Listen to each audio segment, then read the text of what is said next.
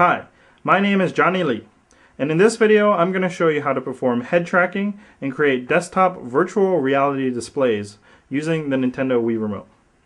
Now first, what do I mean by a desktop VR display? Well, you think about most computer screens, they're typically used to display a flat image, a little bit like this picture in this picture frame.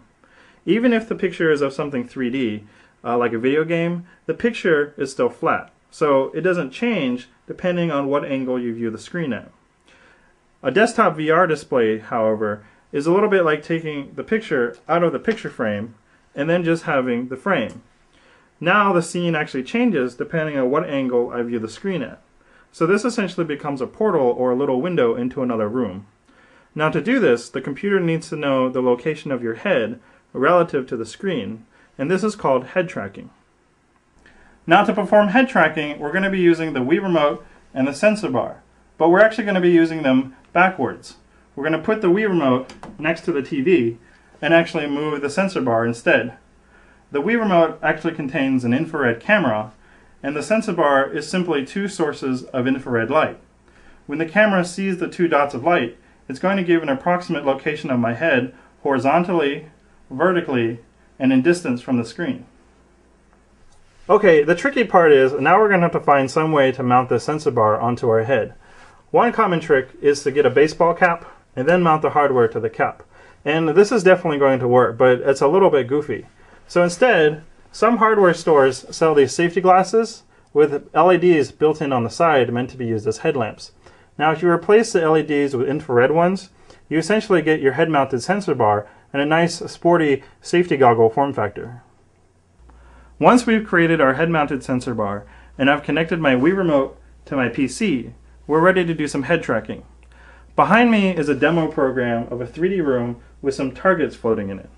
Now because the effect only works for the person wearing the sensor bar, I'm going to have to show you the effect through a moving camera. Now to do this, I'm literally just going to hold the sensor bar at the base of the camera and move it around. Just a quick note, to power the sensor bar, I simply turn on my Wii after I've connected my Wii Remote to my PC. First, I'm going to show you what it looks like without head tracking, which is what displays normally look like. You can see that although it's a picture of a 3D room, the image looks very two-dimensional and bound to the surface of the TV.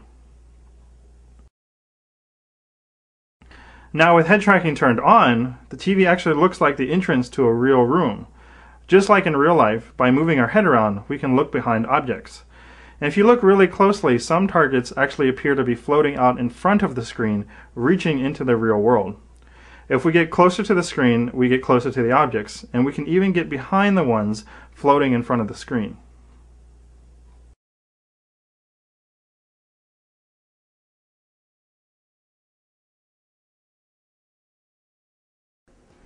As I pull the camera back, keep an eye on the frontmost target.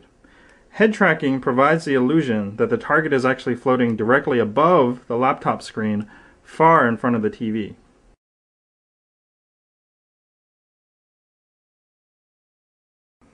Now using this picture of a football stadium, if you move right, you can see more of the field. If you move left, you can see more of the stands.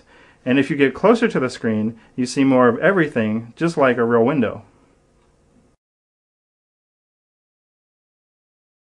If I use my IR glasses and keep the sensor bar on the TV, I can use a second Wii Remote to point and shoot like any Wii game while also doing head tracking. So now ducking and shifting your body is actually meaningful to a game.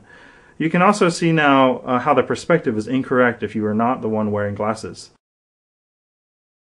So head tracking for VR displays is only going to work for one person at a time.